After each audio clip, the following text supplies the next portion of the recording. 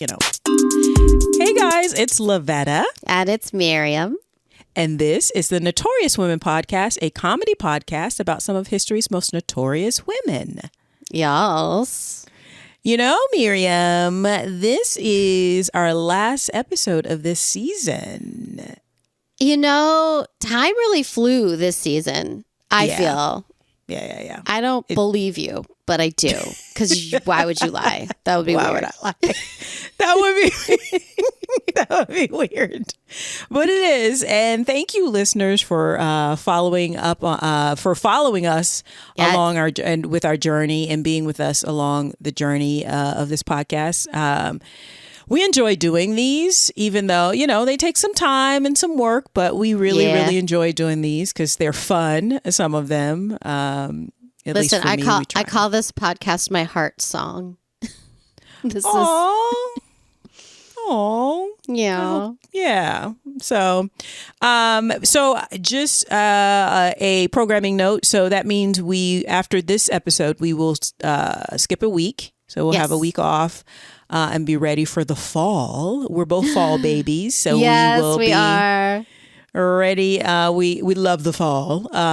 So we will take a break after this episode. But this episode is what we are doing now. So Miriam, I am first this week. It's you. Okay.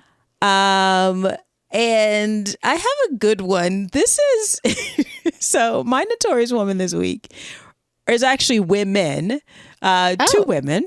Okay. And I have to admit, this is probably one of the funniest and dumbest stories that we'll probably have on this show. And I can't wait. Okay, let me get into it. Okay. So, my notorious women for this week are the Barbie Bandits. What? Okay. Oh my God. Let's get into it. Okay. And the Barbie Bandits are Heather Johnston and Ashley Miller, just so you know. Okay. So let's set the scene.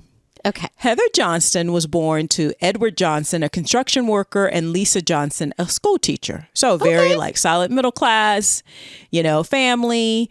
So by all accounts, she was an all-American girl next door type. Blonde from a solid middle class Christian family. So they had a church. Yeah. They went to it. They raised her right, Yeah. In 2006, the competitive rising tennis player, that was her thing in high school. And she was so good at tennis, actually, that she actually got a scholarship to college for it. Oh, wow. So in 2006, she graduated from high school and she was preparing to go off to her freshman year of college. And during orientation, and she even won a scholarship to go off to college. So everything is going great for this girl. Listen, I just want to sign my kids up for tennis right now. Go on. Yeah, great for this girl, right? Yeah. And so she went to orientation. She was just like, I don't know about this. But on the surface, everything's going great.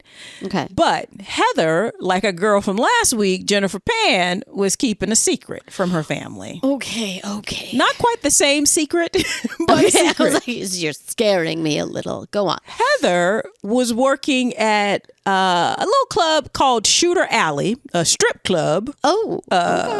And was reportedly making about $1,000 a week for just 3 days of work. So she probably worked Friday, Saturday, Sunday, or Thursday, Friday, Saturday, right? Listen, I know I'm old, but what was the address of this club? I'm just curious. Just for a friend. No, this is in Georgia. Too. So it's got that tinge of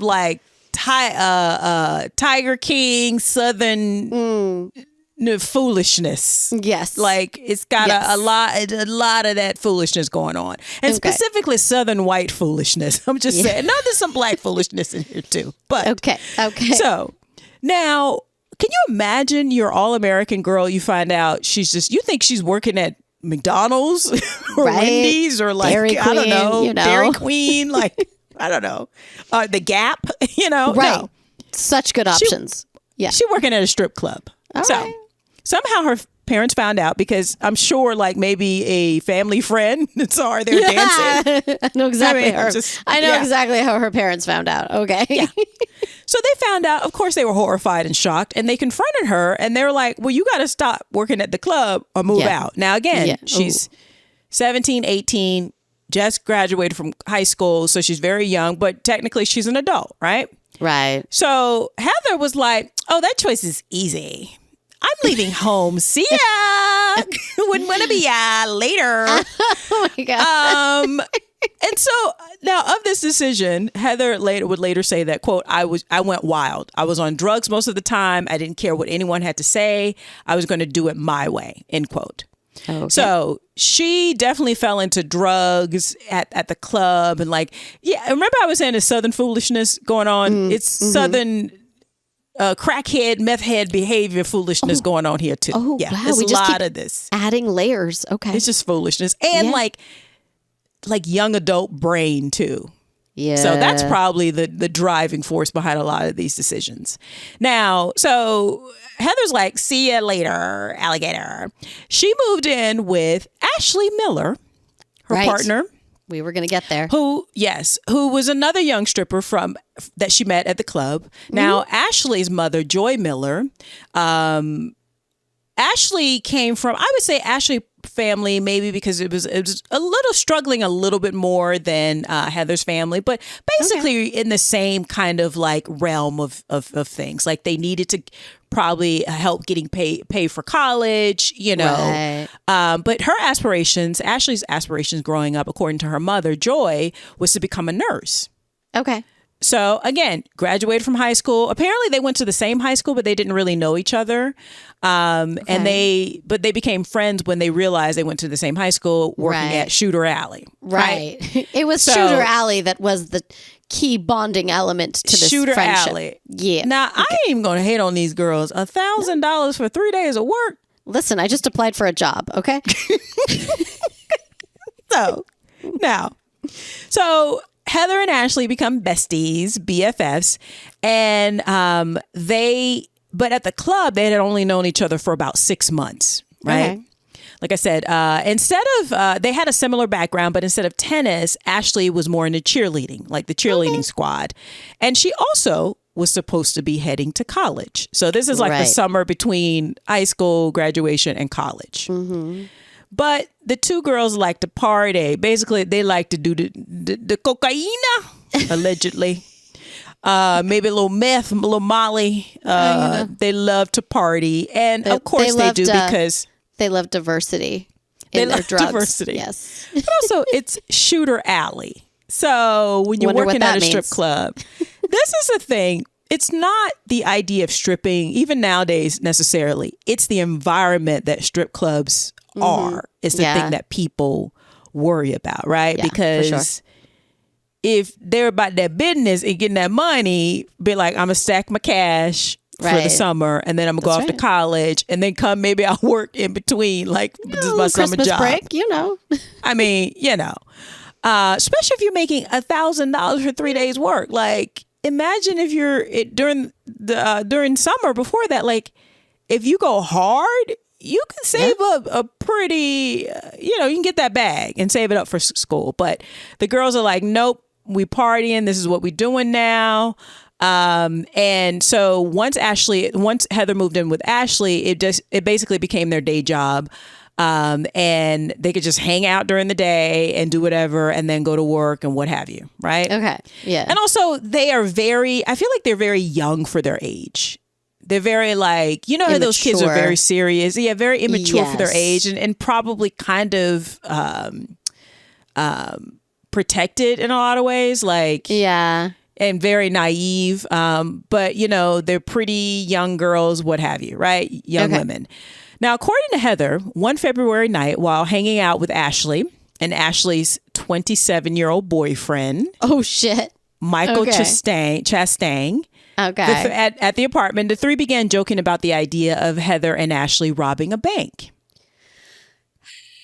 So they're doing drugs, probably allegedly drinking. Yeah. They're partying, basically, hanging out.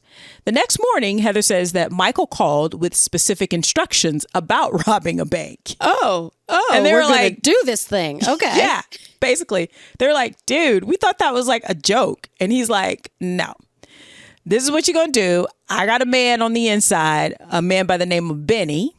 Okay. Who works at this Bank of America branch. Okay. And, you're going to go in, pretend like it's a bank robbery, but you're going to get him. He's going to give you the money, and then we're going to split it 4 ways, right? Okay. So the girls are like, I guess. Like, I just want to say, these girls obviously did not watch Legally Blonde, one of the best movies of the last 30 years, because easily. This is the whole point about Legally Blonde, like to subvert that whole like dumb blonde stereotype that I think probably was codified in the 50s with Marilyn Monroe and that kind of thing, right? Yeah, that sounds right. But these girls are not doing Reese Witherspoon proud, because these girls are dumb as rocks, I think. I'm just saying, I think these girls are dumb as rocks. Like, yeah. I don't think, or maybe it's the drugs that was just killing the brain cells up. I don't know what. But they were like, I guess, okay. So I'm not doing anything else today because my manicurist called and she had to cancel. So let's go rob a bank instead. Okay. Let's go rob a bank instead. Now, before she knew it, Heather says that she was on the phone with Benny, the inside man, and she remembers taking instructions from Benny, specifically what to write on the note that they would give to him on the day of the robbery. And now they were supposed to go to Benny's location. It was a Bank of America in Ackworth, a subdivision northwest of Atlanta, about 30 miles away, inside a Kroger. Okay. Which, I don't know if that's the best idea, but maybe the security is less inside. There's I don't know. Because I feel like there's security and then there's more security. I don't know. Yeah, maybe. I don't know. Yeah. So Heather was being interviewed by ABC News. And she said that, the note contained threatening language, but she wouldn't go into details. So, but later on, ABC News primetime they said that basically the note said, quote, "Remember, I will not hesitate to kill you." That was end quote. That was included in the note. Oh, wow. Okay. Right. So, but they were given specific instructions by Michael and Benny, right? Okay. So now I want to say this up front. Heather and Ashley are both young white girls. Yes. Benny, the inside man, and Michael, the boyfriend of Ashley, are both black. Oh. Yeah. So there's kind of layers and layers, right? So this cake is getting more and more complex. I mean, Michael's 27 and Benny's 22. All right. And Ashley and Heather are like 18, 19.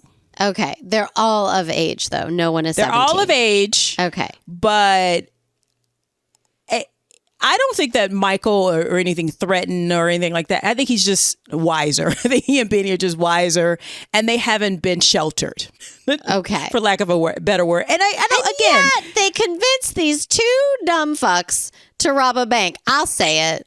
Yeah, I just don't think that Heather and Ashley could change a light bulb between the two of them. I don't like to denigrate another woman. There are many, many intelligent blondes. I prefer like really intelligent women. And I know that thing is Lavetta, like your intelligence level is not a hair color. Our point of being here in our podcast is not to say women are better than men. It's to say the complexity of the human experience negates the idea that women are one thing. Patriarchy. We are a billion things just like men are. Some of those things are dumb. Okay. These girls Joey Tribbiani would be able to outsmart these girls. I'm just saying, like, Heather and Ashley, Okay. Go on. And then they're also young girls. Okay. So that's the thing that they, so the stage is set. So it was set on February 27, 2007. They headed out. And Heather said in an interview later, quote, "I have to say we were kind of excited." End quote. Okay. So, oh God. So okay. Now, we've established they're not very bright, right? Yeah. So no, these two, and also I blame this on Michael and Benny because if I had talked to these two, I'd be like, there's no way that they could pull this off. So they gave them specific... or keep a secret. They gave them specific instructions. So on February 27th, 2007, they headed out to the Bank of America. Okay. And because, again, these are geniuses, they went to the wrong bank. So they drove to the wrong bank. Funny. Okay. Go on. And they went inside. They were like, "Oh, this is the right bank." So you know what they did? What did they do? They called the bank they were intending to rob to ask for directions. so then, oh my God, I can't keep it together. Okay. Oh my God. Then what? So they got directions from the woman at the bank. Basically, this is like, dude, where's my car? With girls. I want to produce this movie. Okay, go on. Yes. So they they find the right Bank of America inside a Kroger grocery here we store. are. Yes. And they go up to the counter. They go up to the window of Benny. And in front of the cameras. Now, the whole so because, again, they're geniuses. They show up wearing tight jeans and designer sunglasses. Now, because they look good, girl. It's my big heist day. I have to look fashionable.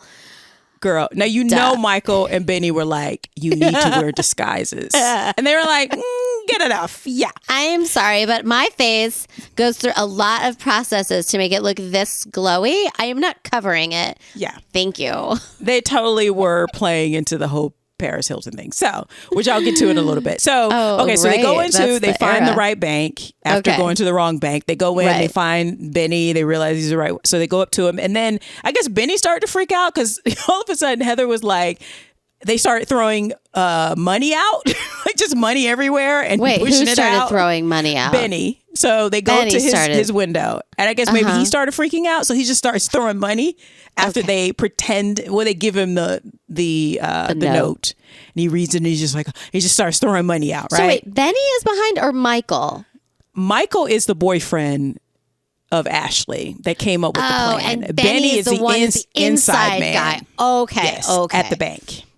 Got it. No one knows this but them. So again, it's four of them. They're going to split the whatever money they get 4 ways, right? Got it. Okay. So Heather says, quote, they started throwing it out and it was like everywhere. So I was pushing it. Ashley was grabbing it, putting it, throwing it in the bag. We were so scared. My heart was like, I think it stopped at one point. And I looked over and we looked at each other and we just started running again, end quote, she said. And like I said, they showed up there and they're in the bank with just sunglasses, tight jeans, and this whole time they're giggling, laughing.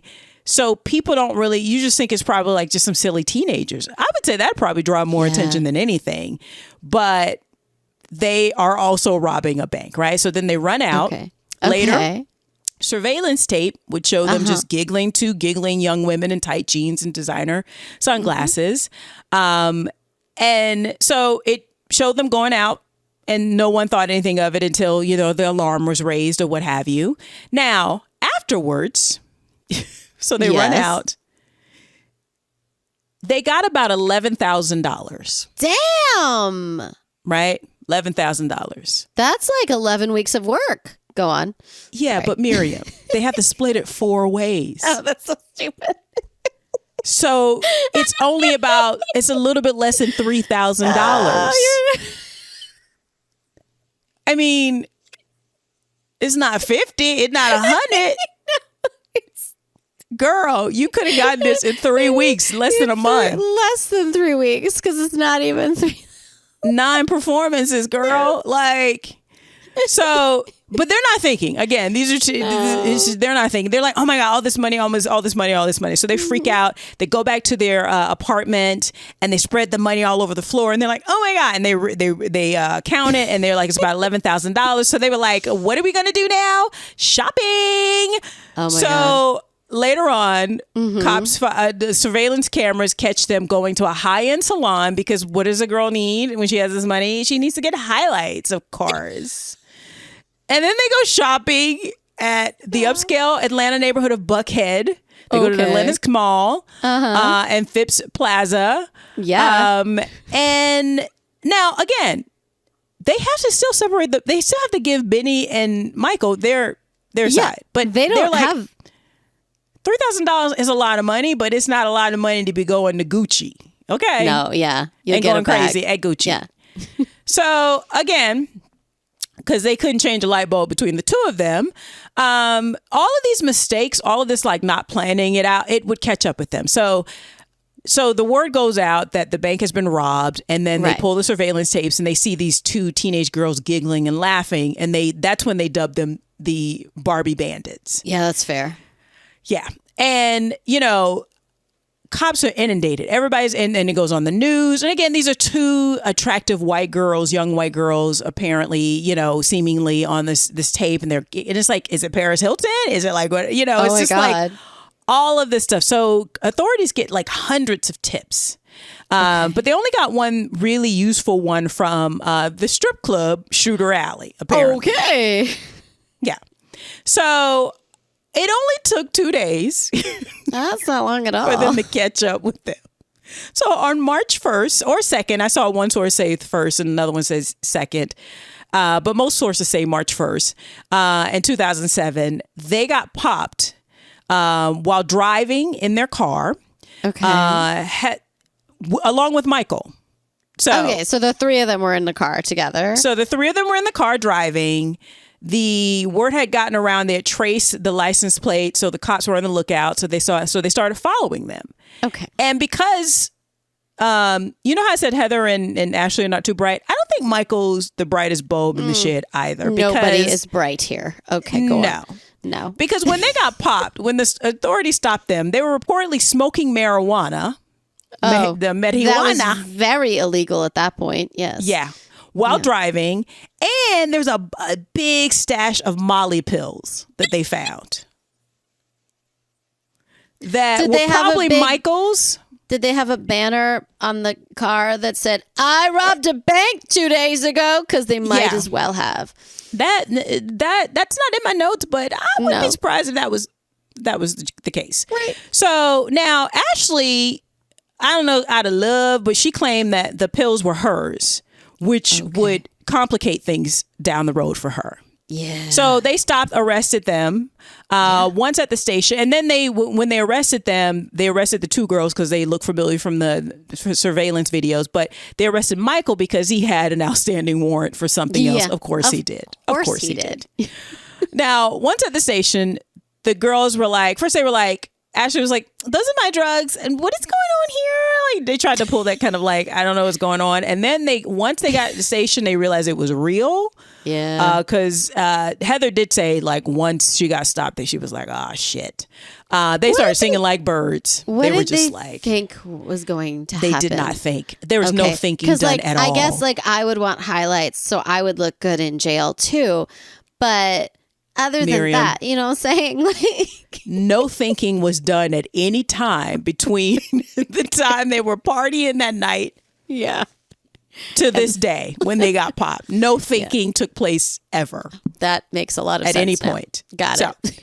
Now, Heather, so they took them to the station, arrested them, or they arraigned them. Heather spent a month in jail before her parents bailed her out. Because again, they're thinking... We raised her right. She's on her way to college. She has a scholarship. She's a good girl, right? And then finding out about the strip club. And then like, now you've been arrested for robbing a bank for the amount that you claim you were making. You could have made in 3 weeks at your job. That's the thing that gets me the most. It's not even that's the funniest part. It's not even like they each were going to get $25,000 or $50,000. Like, I'm not saying bank robbing is wrong, people. Let's be clear. Yeah, don't do it. On behalf of Notorious Women Podcast, don't rob banks. Thank you. Don't rob banks. But 3,000, girl. Anyway. Listen. So, Heather's parents were like, yeah, obviously they were distraught. They came down to see her, but they were like, they had bond hearings and they lowered her bond, all this other stuff. But they were like, it took them about a month, and they eventually bailed her out of jail, which I actually think that's probably a good compromise because she needs to know. Yeah. Hell yeah. Now, Ashley was facing additional charges because, again, when they got popped, she was like, oh, those are my drugs. I'm going to protect my man. Idiot. Also, when they started singing, they realized that Benny, who was the inside man at the bank, was their co-conspirator. So he was arrested, but he posted bail. And Benny was like, my name is Bennett. I ain't in it. I don't know these girls. I don't know nothing. I did nothing. I don't know nothing about nothing. So, I mean, now, hard to prove his side. It is hard to prove his side, but it's also like they're saying you were in on it. And then if they really look at the surveillance tape, like, who knows? These are not actors, so who knows? He probably was acting terribly, and like, who knows? But again, there's also race in here. These are two white girls with two black men. Yep. Now, Michael, the oldest of the bunch, was sent to state prison for an unrelated drug and weapons conviction. Oh, okay. While waiting trial for the bank robbery. Yeah, Michael was definitely in on some stuff. He sounds like he was just a fuck boy. He's been fucking up since he was probably like 16 or 17. Like, yeah. And which is why he probably thought this was easy to get these girls and that they would get off because they're attractive white girls. But again, you need to know what your partner is capable of. Yeah. And these two girls these two young ladies could not find their way out of a brown paper bag. I don't think so. No. Now, as you can imagine, the parents were horrified, mortified, just terribly sad. Ashley's mother, Joy, went on, she had a GMA, Good Morning America interview that she did shortly after the arrest. And she said that Ashley was very sorry for what had happened and just fell in with the wrong crowd. Yeah, that's what happened. She said the two girls made some bad decisions. Heather's mom, Lisa, wept during an ABC primetime interview. But because she was like, we instilled better values in these children. Yeah. And she's like, you do that your whole life and you hope that when they are confronted with this opportunity or this decision that they make the right decision. Right. She said, quote, I hope that I would instill and pretty much guarantee me wonderful adults. But I guess there's no guarantee, end quote. Ugh. Now, I just want to say, this is often used when it comes to white people. And I agree with them. I agree with them that these are young people whose brains have not finished forming. But I also think that someone pulled in one of the sources. I listened to a great podcast, by the way, and let me give them a shout out, called Ridiculous Crime. Ooh, because this definitely fits. One of the co-hosts on that was like, I think he said he pulled Ashley's yearbook quote, and the quote was like, a best friend would go to jail with you, but a soulmate would take the fall for you, or something like basically she was trying to do some Bonnie and Clyde kind of stuff. Some Bonnie from she was basically like, I'm gonna commit a crime as soon as I graduate high school. Yeah, that's what that was. Even if, let's say, I started working at a strip club making $1,000 for 3 days work, right, when I was her age, I don't do drugs because I know that's down. It makes you stupider than you already probably are. Yeah, and these girls did not have wriggle room. So, and also, if I was joking around about robbing a bank with my boyfriend, and the next morning he's like, "We're gonna do this," I'd be like, "Have you lost your fucking mind? I'm not doing this." The words, ladies, are absolutely not. And then you hang up the phone. Yeah, we'll try that we next were joking. time. Yeah, idiot. Yeah. So I say all that to say is that I don't know. I feel like their parents definitely raised them better, but in the end, maybe they had a cloud. It was a drug cloud. Maybe, again, I don't think that they're probably the brightest girls in the group anyway. So it's all a confluence. But if they were young black women, they would never get this benefit of the doubt, and they would not get any of this like parents exposure, wouldn't be on GMA. We wouldn't see the other side of it. Yeah, you wouldn't do any of this. Nope. Now, and also in how it all played out. Now, they were the ones who actually did the crime, right? So they actually did the robbing, took the money, and then the fact that and one officer in one of the interviews I watched, he was saying how, he was like, this whole thing about, they fell in with the wrong crowd. And he was like, I would say this, a lot of parents say this, but he's like, I don't think parents know their children as well as they think they know them. Yeah. Because if you're like in their business and being like, what you doing, where you going, who you doing it with, then you would find these red flags a lot sooner. So, and he's like, I'm not blaming the parents, but oftentimes parents say, oh, my kid would never do this. But it's like, do you know your kid after a certain age? Because teenagers start And I got to say, if you have the option of keeping your kid at home, when you find out that they're stripping, you keep them at home. You come home to my house.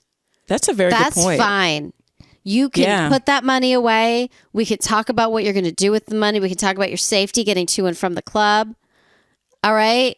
Like, I just got to keep you alive till your frontal cortex is fully put together because you're an idiot. And you're an idiot. And, it also, this reminds me of the Jennifer Pan thing, like, that's exactly what her parents did. Yeah, they had no idea she was going to try and kill them. But, no, that was a lot. You know, and I do think that drugs have a lot to do with this.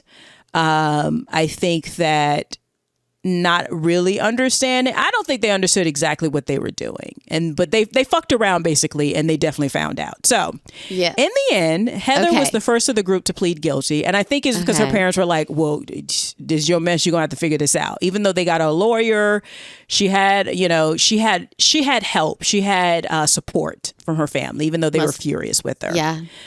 Because in my research, when she had this interview with ABC Primetime News, she was out on bail, and she had started working she had gotten a job at like an insurance company, but then they found out about this, and then she was fired. But she was like playing tennis, she was going to church with her family. They were horrified, but they were trying to be there and support her as best as they could. So she was the first to go, and she pled guilty. So it sped up her prosecution of her and her co-defendants. During her sentencing hearing, she took to the witness stand and between sobs apologized for hurting and embarrassing her family and friends. And she said, quote, "A lot of people look down on me. I feel terrible. I want to set a good example for my little sister. She's a great kid. I don't want her to end up like me," end quote. Yeah. And because she owned up to it, and I think also because she had good counsel, she was sentenced to 10 years of probation. What? I'm sorry. So she robbed a bank. I'm not. She robbed a bank. You need to go to jail for a little bit, girl. Okay. That's what the officer was saying. He was like, I think, Now, Ashley, remember Ashley, when they got popped, was like, those are my drugs, officer. Leave my man alone. She pled guilty to theft and the drug charges and served 2 years in jail and 8 years on probation. So she also got 10 years, but 2 years in jail. I think Heather should have also gotten 2 years in jail. I'm sorry. Yeah. Don't rob a bank, bitch. Yeah. Sorry, not now, sorry. Ashley served her sentence at Arundel State Prison and that began on May 21st, 2008. Arundel? Is that like Arundel? That's from Frozen. Arundel? That's the land. Listen, I have children. I know about these things. I did Anyways, not, total side note. Has nothing to do with anything. Yeah, I mean, she frozen in prison. I mean, 2 years. One day is too long, but 2 years. Yeah. And then, so her term began on 2008, May of 2008, and then she was released in January of 2011. Okay. Now, the black men, Benny worked at the bank as a teller. He was sentenced to 10 years as well and served 5. What? Yep. But there's no such thing as systemic racism. This doesn't make any sense. I mean, the judge said that the additional penalty on him was because he did not testify truthfully in the trial against Michael. But that's so much longer. It's then 3 years in jail total and 7 years probation. That doesn't add up. That doesn't make any Heather sense. Spent no time. Other than the month. She didn't spend any time in prison. She got 10 years probation. Heather spent 2 years. And I also think it's because Heather, I think the drug charges really like that kind of. Also, I think that she was taking the rap for her black boyfriend. Yeah. So who I'm assuming the judges were white, were looking down on that as well. So she got 2 years, right? Yeah. Benny got 10 and he served 5. Now he didn't do the robbing. He was in on it, but he got more than both of them. And then Michael was convicted of plotting the heist. He ultimately served 10. He got 10 years, but that was added to 15 years he had for another conviction on drug charges. And he's the oldest. So in total, he got 25 years, but he got 10 years. So basically, he got 10 years.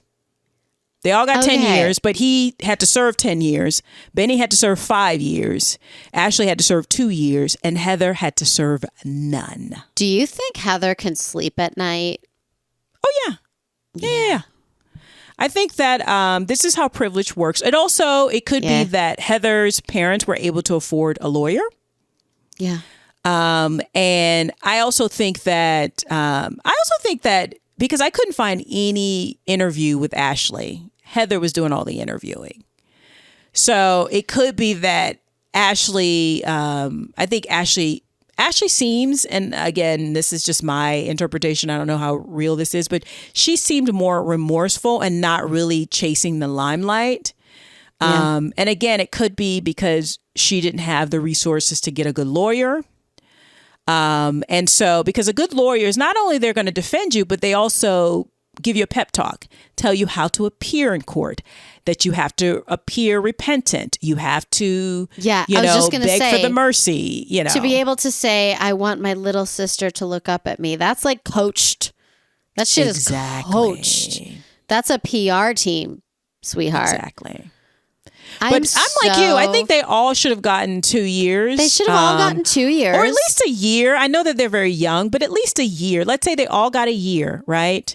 And then, I mean, Michael is on some other stuff. So I can't speak for Michael. I don't know what he's I can't doing. speak for Michael. But even Benny, but see, this is why I don't let people drag you into some bullshit, some foolishness, people. Yeah. Like, you're going to get caught. The more people there are in the heist, the more chances you're going to get caught. This is not some like Hollywood movie. I was just going to say like, Ocean's 8. Yeah. It's a movie. It didn't happen.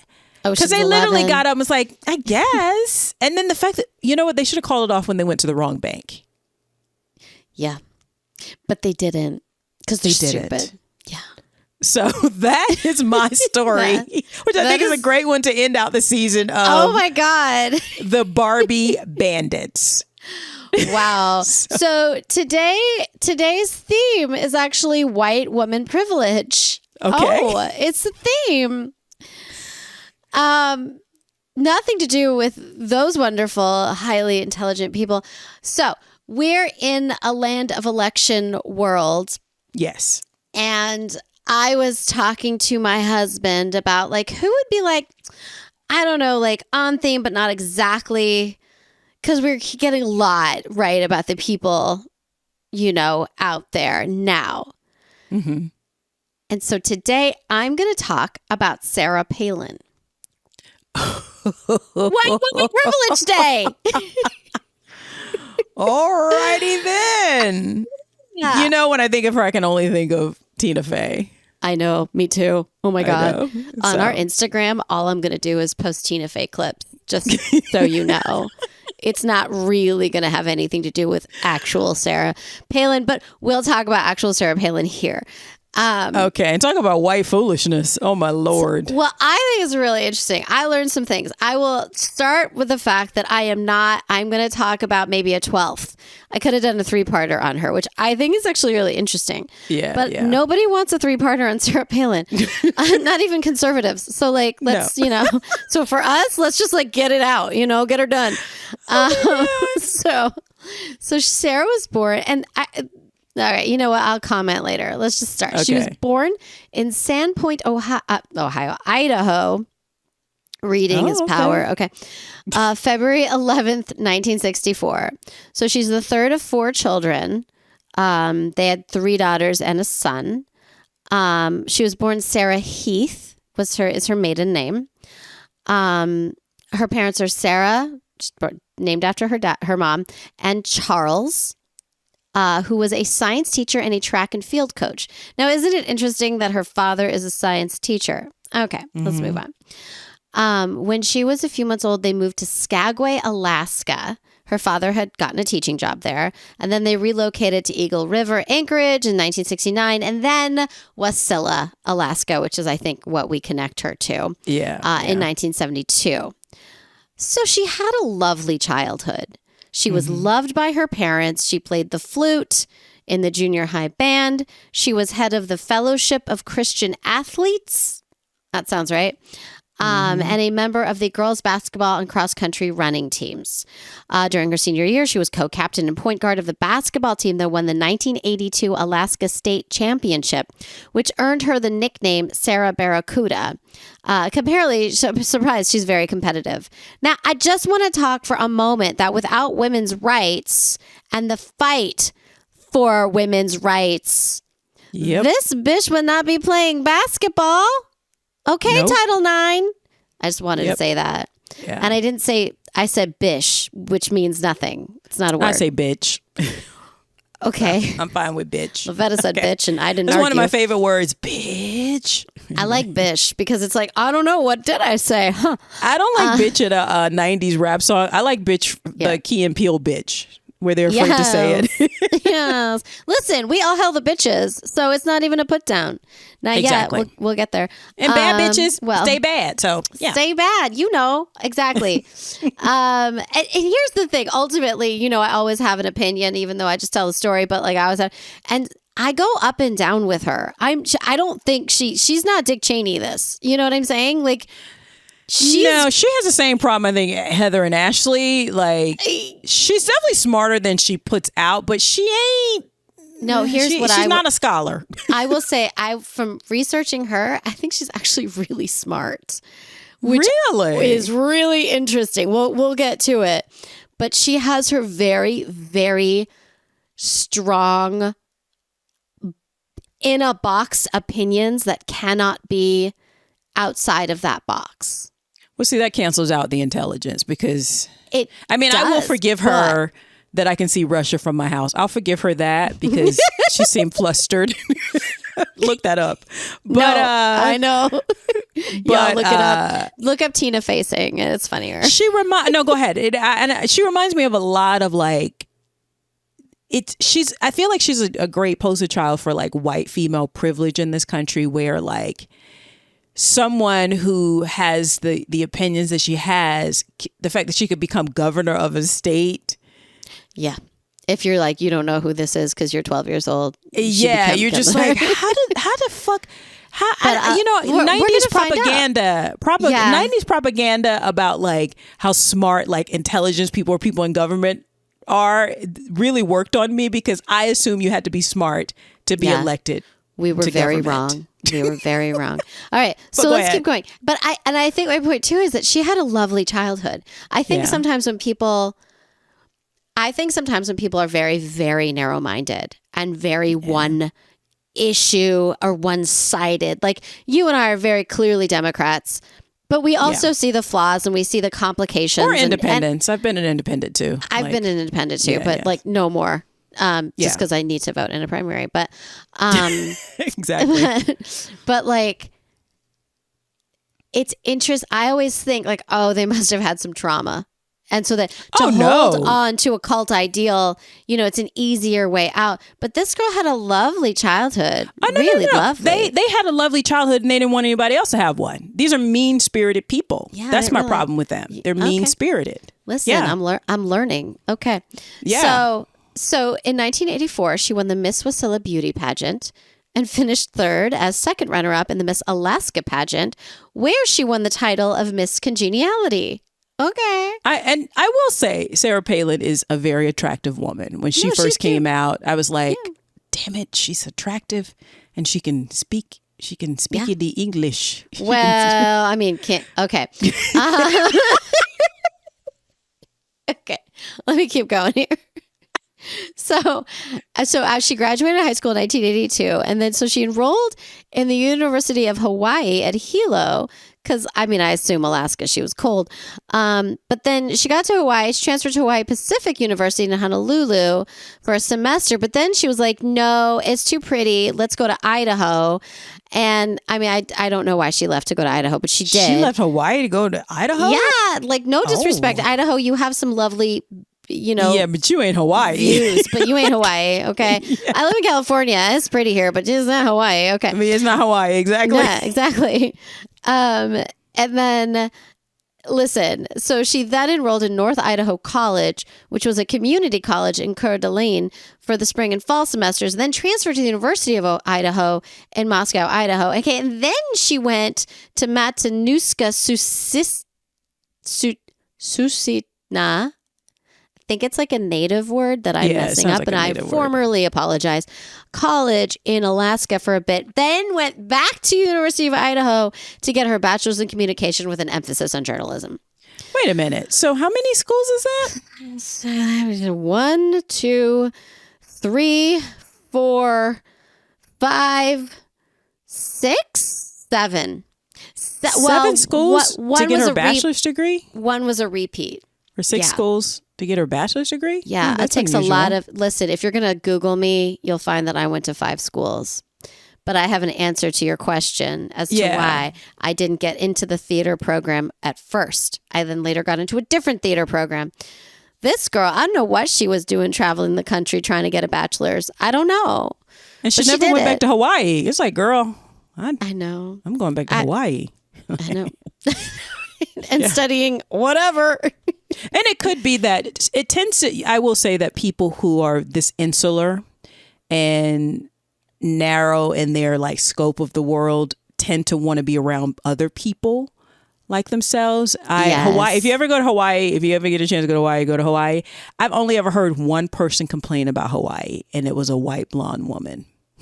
Yeah, she was no longer very the majority conservative. Yeah. In Hawaii, and that made her uncomfortable. I was going to say that because Hawaii is extremely liberal and diverse, open-minded, super diverse, eco-friendly. Like, everything is very, which is beautiful. But and white people are the minority in the numbers there. They are. So So she went to Idaho. Okay, let's see what. I think you and I as detectives would do really well. I think we figured it out. Okay, so she got her degree May 1987. In August 1988, she eloped with Todd Palin, her husband. He was her high school sweetheart. Did you know that he is of indigenous Alaskan ancestry? Did you know that? How much so? White people love to be like, I'm part Native American. I figured this out. He's 1/8, which in America speak is enough. Yeah, but it's not like he's like grew up on a res or no. But he has family that affected him. I didn't. Oh, okay. I did a little bit of research. Like he does come from. It's not like he discovered it on 23andMe. He knew. Yeah. No, that makes sense in that part of the world. But also, that is why she probably kept changing schools. She's in love. They were high school sweethearts. Oh. Yeah. See? That explains a lot. Yeah. You and I are basically just Murdoch mysteries. Yeah. I don't know about you, but I'm Murder, She Wrote. Okay. Jessica Fletcher raised me. Okay. I'm the female doctor in early 1900s. Okay. Dr. Quinn, medicine woman. All right. Okay. Don't be jealous. All right. So they have 5 kids, which y'all knew, but I'm going to tell us. So she has sons Track and Trig, and her daughters Bristol, Willow, and Piper. Her youngest, Trig, was prenatally diagnosed with Down syndrome. Okay. Aww. So that's her family. So after she graduated, she worked as a sportscaster in Anchorage and a sports reporter, which were things that she always seemed to want to do. Now, in 1996, apparently there was a revenue from a new Wasilla sales tax that inspired her to run for mayor of Wasilla because she was afraid the money was not going to be spent wisely, aka not be spent on the things that she wanted them spent on.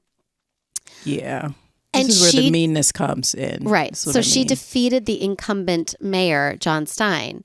Now, her biographer said her campaign was targeting the wasteful spending and high taxes. Her opponent, John Stein, was like, yeah, no, she brought in abortion and gun rights and term limits as her campaign issues. Now, this election was supposed to be nonpartisan, but this bitch knows how to play.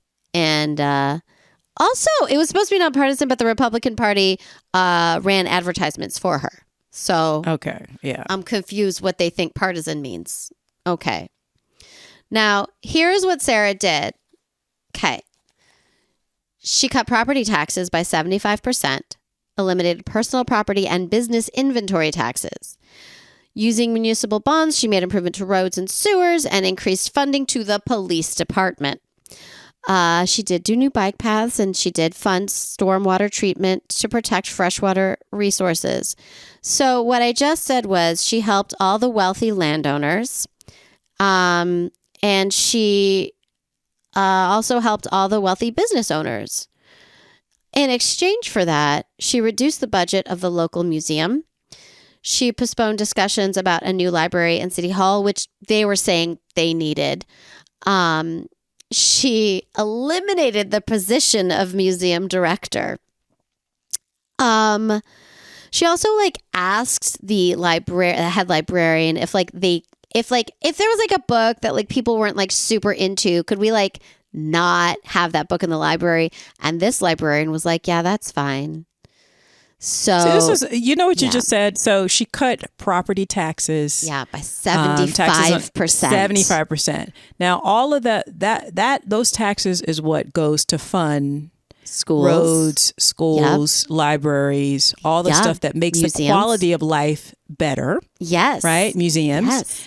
So when you cut the taxes from that, you're no longer getting in their revenue. So then you have to take it from other places that they usually, these kind of mean-spirited people like to take it from quality of life places, meaning schools, museums, libraries, to fund something. But you're also probably contributing to the deficit of the state, because you're no longer bringing in revenue, so you're going to get in the red soon. Which is again why you're trying to take it from other places where, okay, let's say you wanted to cut property taxes by 30%. Okay, I'm not crazy about that, because I think that that's what we all as a society, we pay taxes because it goes to schools, museums, our communities. Roads. It's basically so you live here, you've purchased property here, you need to help the neighborhood out. You need to help your community out. That's part of it. It's the same reason that taxes are very high in Beverly Hills. And you know why? Because when you go to Beverly Hills, proper Beverly Hills, the roads are spotless. They're so beautiful. The roads are spotless. Yeah. They're wide. Yeah.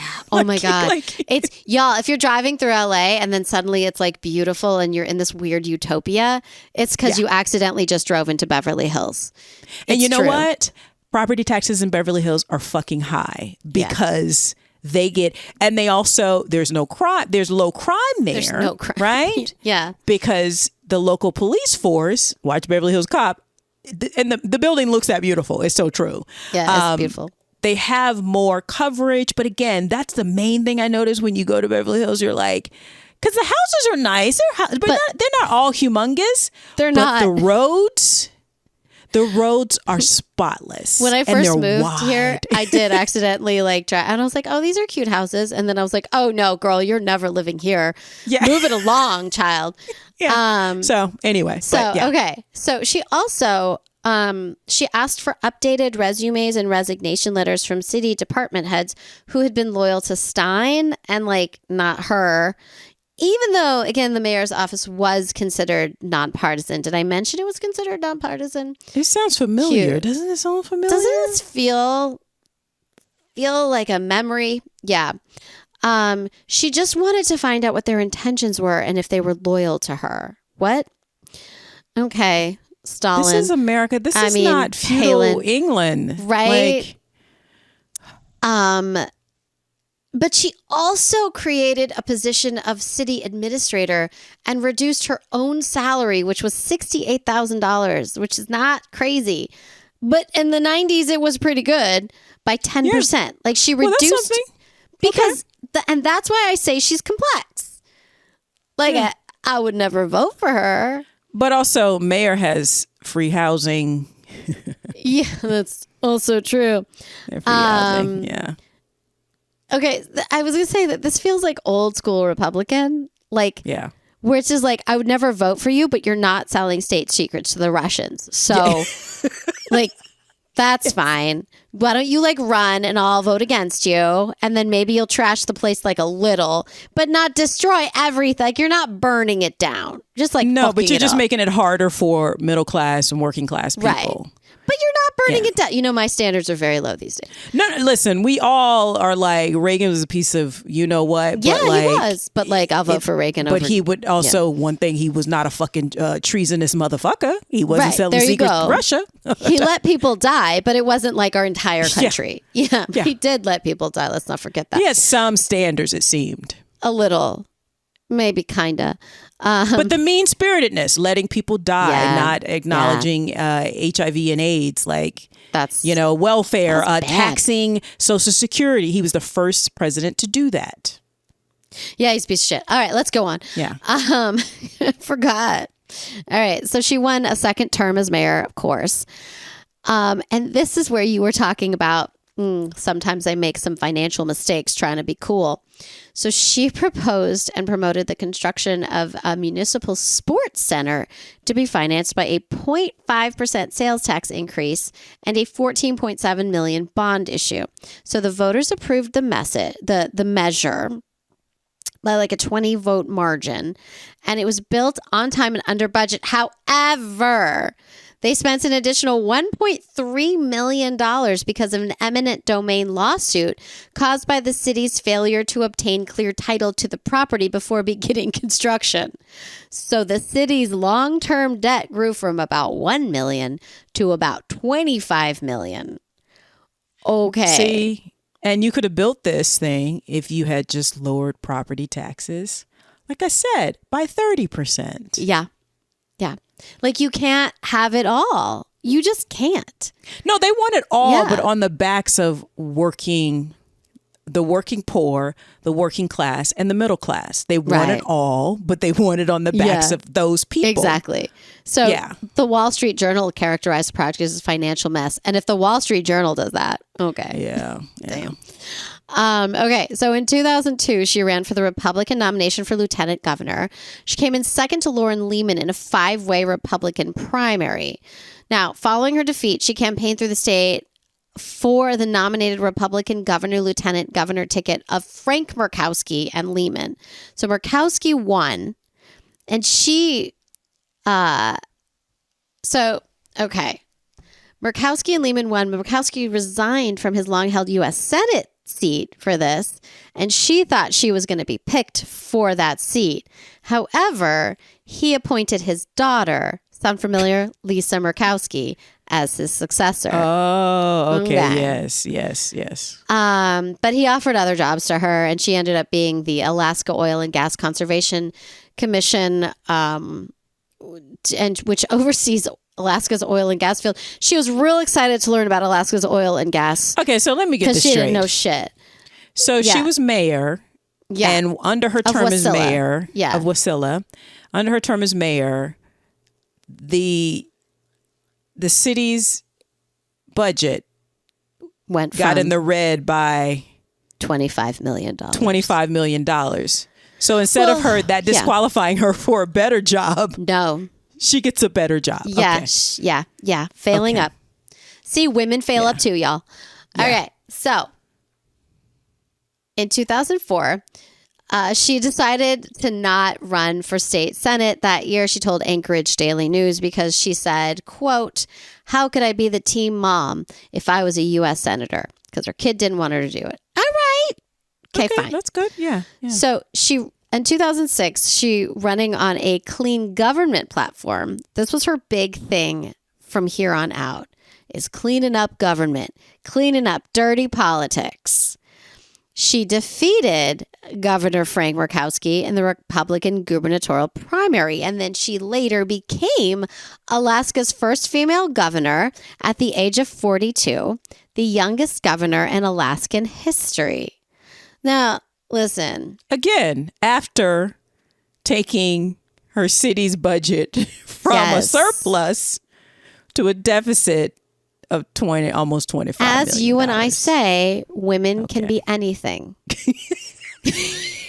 including bad at their job. Yes. Yeah. All right. So she took office December 4th, 2006, and she was very popular for most of her term. Listen, like 93%, 89%, like approved. Her first legislative action, in fact, was to push for a bipartisan ethics reform bill. She signed the resulting legislation July 2007, calling it a first step and declaring that she remained determined to clean up Alaska politics. Now, this is where it gets interesting. I know I'm rushing. I'm very excited. Okay. So, little controversy that I did not know about. She dismissed Public Safety Commissioner Walt Monaghan on July 11th, 2008, citing performance issues such as not being a team player on budgeting issues and egregious rogue behavior. Now, before this, summer of 2007, remember that summer? She was being courted like by Fox News pundits, essentially, to decide if perhaps she should be the vice presidential candidate along with John McCain as he was running for president. Okay. And Bill Kristol, you know that douche from Fox News? Alleged douche. Don't sue me. Maybe if I saw his face, I don't know. Solid alleged douche here. Yeah. Okay. He urged John McCain to pick her. So a year later, she dismisses this guy. Now, while Monaghan had said that he resisted persistent pressure from Palin, her husband, and her staff, including the state attorney general, to fire Sarah's ex-brother-in-law, Alaska State Trooper Mike Wooten. Now, Wooten was involved in a child custody battle with Sarah's sister after a bitter divorce that included an alleged death threat against her father. Now, listen, I understand you're pissed and you're like, wait, I got the power. However, but if your whole thing is government ethics, I know. And again, and this is what I mean. They're mean-spirited and the rules don't apply to me. No. They apply to you. Yeah. So they hired a private investigator, just Sarah and Todd, not the government, to gather information, seeking to have him disciplined. Now, Monaghan, who is the public safety commissioner, said that he learned that an internal investigation had found all but 2 of the allegations to be unsubstantiated. So they were accusing Wooten of a lot of things, but he was like, but they're not substantiated. Like, I can't. So, and he had been disciplined for the other things. So he told them, he's like, he's been disciplined and the other things aren't true. We can't prove it at any rate. So he can't fire him because there are rules. Well, it's also like, it's like the pot calling the kettle black. Girl, you were terrible at your job as mayor, and now you're governor and you're using your power to. And I mean, listen, maybe her ex-brother-in-law is a piece of shit. Who knows? I'm sure he's a piece of shit. I have no doubt. But you are trumpeting, you know, you're leading this charge for cleaning up government and ethics violations, and you're here using your own personal money to find some dirt on your ex-brother-in-law. Like, make it make sense, girl. Make it make sense. Now, when, you know, later Monaghan said, like, yes, there was pressure to fire him. And then he said he couldn't be certain that the reason that he was fired was because he wouldn't fire him. And then later he was like, yeah, no, but I think that's what happened. So, that's the best way. You're not really sure. You can't trace it back to that. Yeah. The Palins were like, we've never put any pressure on him. Quote, Sarah Palin, I did not abuse my office powers, and I don't know how to be more blunt and candid and honest, but to tell you the truth. But to tell you that truth. To tell you that no pressure was ever put on anybody to fire anybody. End quote. And Todd said the same thing. Now, she did acknowledge that 6 members of her administration had made more than 24 calls on the matter to various state officials. So then Sarah was like, I mean, I can see where you perceived that, where that was the perception. But like, I did not. No. Now, Chuck Kopp, a guy who she had appointed to replace Monaghan as public safety commissioner, received a $10,000 state severance package after he resigned following just 2 weeks on the job. Kopp, who was the former Kenai chief of police, resigned July 25th. But he resigned because there was a disclosure of a 2005 sexual harassment complaint and a letter of reprimand against him. Now, here's what I will say. Monaghan did not get a severance package from the state. And Kopp, who resigned because he's a sexual assaulter, allegedly, got $10,000. Yeah. Okay. This is what I'm saying. Like, help your friends. And So, several weeks after the start of what the media was calling Troopergate, Palin was chosen as John McCain's running mate. So all of this is happening at the same time, right? This is 2008. This is the summer. Yeah. So, and there's more. There's more with this, but we'll never leave. So, okay. So she is the VP. Chosen, What is it? What is the word? You know the word. The VP candidate. The VP candidate. John McCain. Yeah. Now listen, nobody knew her. Only Alaskans knew her. The rest of us were like, what happened? Yeah. Okay. And they were surprised because McCain's argument against Obama was that he didn't have experience. And then Sarah, who's just like fucking it up in Alaska, is now the VP running mate. Now, I will say her first speech, an introduction to, was impressive. Even I was like, fuck. Yeah. Because she was like good. She's an attractive woman, like I said. She is. And she had that down home folksiness, that people love. They love it. And she seemed to know what she was talking about. At least, she seemed like a female Reagan in that, Reagan used to be an actor. Yeah. So they know how to deliver those lines at first. Well, so there was drama. If you were alive in the time, you'll remember that it turns out her daughter was 17 and pregnant. And she basically married the father because they were like, at the time, like, I mean, now the Republican ticket, you can do whatever the fuck you want. Yeah. I mean, it doesn't matter. But at the time, it was like family values. So this poor girl had to marry. And she's been on lots of things. And she's like, no, I wanted to. I was like, what? Didn't we just talk about how 17-year-olds aren't fully formed yet? Okay. Yes, right. Exactly. The same day she revealed her daughter being pregnant was the day that she asked the legislature to drop its investigation into the review of the Monaghan dismissal.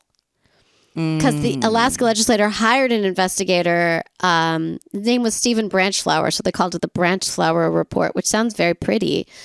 But, that's a good name, too. Branchflower. But they were like, no, we're not going to do that. Okay, Alaska. See, it's never the deed. It's always the cover-up of the deed, right? Oh, my God, right? So September 3rd, she delivered the 40-minute acceptance speech that you were just talking about. And it did well. But how you were like, she was kind of folksy. This bitch stole it. So there's a right-wing faux populist, Westbrook Pegler, and he wrote, quote, "We grow good people in our small towns with honesty and sincerity and dignity," end quote. That's a quote. She just said it. Some things never change. Also, I want to keep in mind, remember, she was a beauty queen, a beauty pageant person too. Oh, that's true. Yes. So I think that also contributed probably to her success in politics, because she knows how to sort of like get up there and you and I are performers and we've had, training. So we forget how hard it is to do that for people who are not used to doing that. Right. And with her, she grew up in pageants and she even placed high in pageants in Alaska. Did very well, yeah. So they also know her. And like I said, she is an attractive woman. Like physically, she is an attractive woman. Every time I see her, I'm like, wow, she has great cheekbones, But she's just like, yeah, but there's nothing anyway. But just keep in mind, I always remember that, like, oh yeah, she used to be a beauty queen. Yeah. And they were worried about her. So the media was like alleging that McCain's campaign restricted press from her, and they only let her have 3 one-on-one interviews. Now, I don't know if you remember this. So the first, I do. Right? Yeah, me too. The first Katie was with Couric. Charles. Oh, that was the one. Okay, so the first was Charles Gibson. Softballs. She did okay. Wasn't great. The next one was with Sean Hannity, and surprise, it went really well. He literally asked her the same questions Charles Gibson asked her. Okay. Yeah.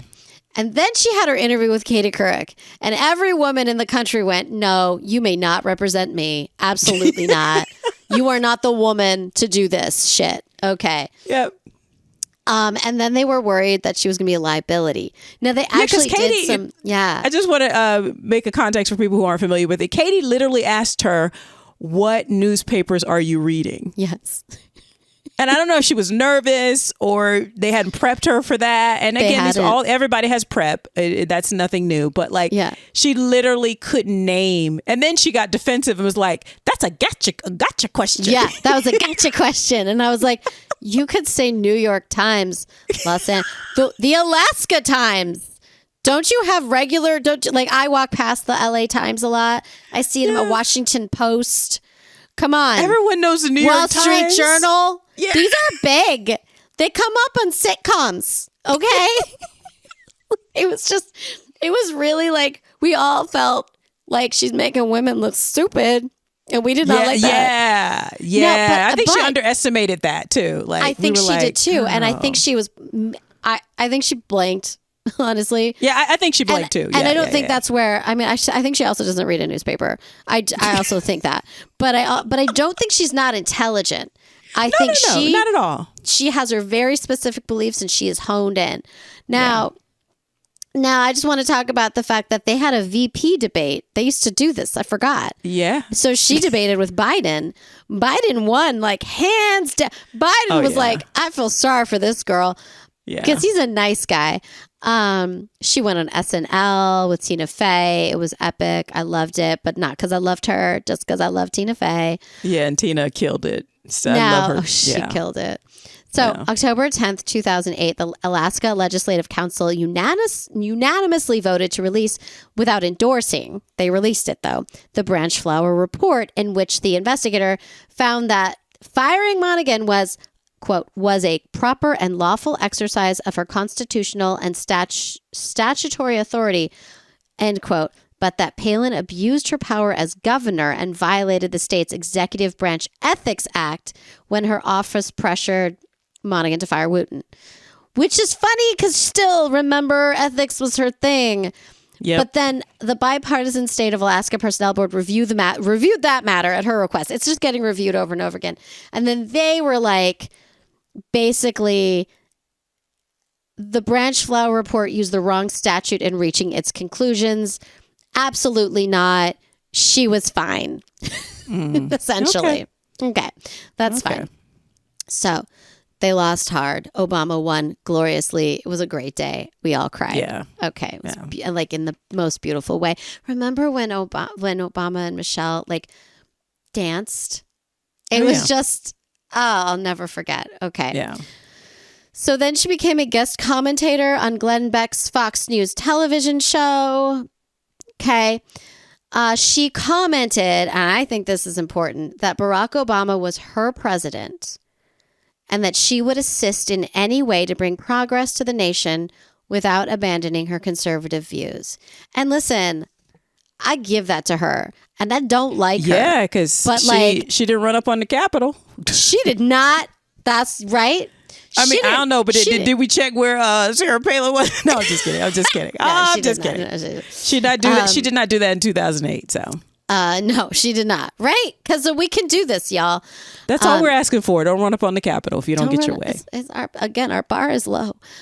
She had a show on TLC called Sarah Palin's Alaska. She had an interview show on Fox News that lasted for like a hot minute, and they found out later that some of the people that they said she interviewed, they were like, I've never met her. What are you talking about? They pulled their footage from other interviews and made it look like she interviewed them. No. Yeah. Why? Crazy? Can she not have conversations with people? Because people didn't want to talk to her. Because they reached out and nobody wanted to be interviewed by this woman who did not look good. Oh. Yeah. Do you want Sarah Palin to interview you, Lavetta? Well, I don't want anybody over there to interview me. There you go. Yeah. There you go. Because if I'm confused and all of a sudden it becomes I'm the angry black woman because I'm like, you guys are idiots. Yeah. And they'll just put like dark music behind you calmly saying you guys are idiots. Do. Yeah. She released her memoir, Going Rogue, An American Life. Oh, that's right. She resigned as governor of Alaska, which was a long story. But again, well, that's another day. But I'm going to talk about how she was the keynote speaker at the first Tea Party convention in Nashville, Tennessee. Remember the Tea Party? Oh, yeah. She was the keynote speaker at the first one. So she was the one who started that. Now she's been focusing on supporting and endorsing female Republican candidates, one of which is Nikki Haley. Nikki, who was like polling behind 3 other candidates with Sarah's support, became governor of South Carolina that year. Really? Yes. Now, Nikki Haley, who's pretending to be white. Yeah, it's cute. You get enough, you you have a big enough team. She's passing as white, but it's like, girl, we know. Everybody knows. Yeah. Everybody know. But maybe people don't know because sometimes people are shocked when you bring up the fact that her name is it Nimrata or Nimrata? But I think it's Nimrata. Don't ask me to pronounce name, things. But then she does that folksy thing and she's doing like the folksy. She learned it from Sarah. Yep. Yes. Yeah, she's got a little twang in her voice. Yep. Okay. Yep. I think it's interesting that this is the Republican I wish was running. And I would never vote for her in a million years. But listen, she's anti-abortion. I hate that. Unless the mother's life is in danger. I still hate it. But these motherfuckers don't give a shit. Well, yeah, days. Now all pretense has come off. But, it's so funny. The way they're behaving now is that I feel like a lot of black people like, well, we knew you motherfuckers was this underneath all that anyway. Mm-hmm. But the people like Reagan, who I actually think John McCain, some things he was for that I was against, but I felt like John McCain had honor. And I don't know if it's because he's an American hero, it's because he's a veteran, but he had honor. And I felt like his beliefs aren't just out of meanness. Like we said, taking the money, like cutting taxes for the wealthy, the people who can afford it, and then continuing to tax working poor, middle class. Yep. Yeah. And using that to fund government versus I just feel like that's my fundamental thing with them. But underneath it, I think they're just mean people. Like they don't care. Like in Florida, the Biden administration gave out free extra money to provide meals for poor children all over the states. Fucking Florida and Kentucky turned it down. Yeah. Like they will turn down free money to help poor children. Yeah. And that's the kind of thing that I want to say was not happening then. No, I don't think so. I don't know, but they weren't that. They always had kind of a mean streak, but in a sense to kind of control you. But now they have the family values, all of that. Exactly. Like I would like to go back to this shit that I'm going to vote against every time. Remember Mitt Romney? I know. Remember we were so scared of him? Okay. I mean, right? I mean, for example, she's pro handgun, but not semi-automatic weapon. Yeah. Right? Okay. I mean, what we would call a moderate Republican. A moderate Republican, which at the time did not feel moderate. No. But if you look at her stance, she thinks marijuana should maybe be fully legal, but it's not a big deal. Let's not arrest people for that. Yeah. She thinks sex education should include abstinence, but not only. It should also include contraception. She actually has a quote, I don't know the direct quote, but that science should be taught in science class.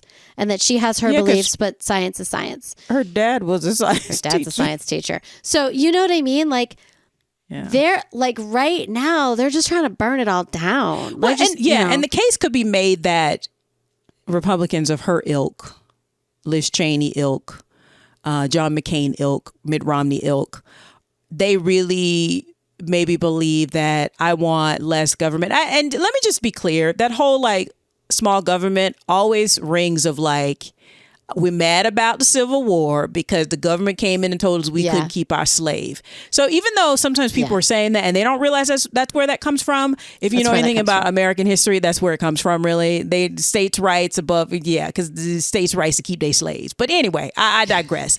But I feel like Republicans, moderate Republicans, just even like 10, 15 years ago, they wouldn't consider it mean-spirited. They would consider it like they still want to give tax cuts to rich people and put more of the onus on middle-class people. But they also don't think, music programs, theater programs, museums, libraries are important.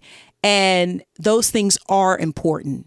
I think that's what's important right now, is to understand that the Republican Party is not what it was 10 years ago. So if you were hardcore, who was it? Someone very big and very conservative, very Republican, just posted a thing saying that he is going to vote for Kamala, and he is going, that this is not, we have gotten out of hand. And I think that, so that's kind of why I want to talk about Sarah and her politics. Like, she is a woman. I would never vote for her with a 10-foot pole. I disagree with almost all of her policies. I think she tried to undercut some shit she shouldn't have done. Maybe, allegedly, I don't know, except at the end they found out she didn't, so never mind. Just kidding. Alleged. But also, I want to go back to her being mayor. She started out with more money in the black, and when she left, it was in the red by 20-something million dollars. I've got to say, there's so many more stories that I didn't get it to. And I was like looking to okay, what do I want to talk about? And that one was it was pretty telling, because they're fiscally conservative. Bitch, you just lost $25 million.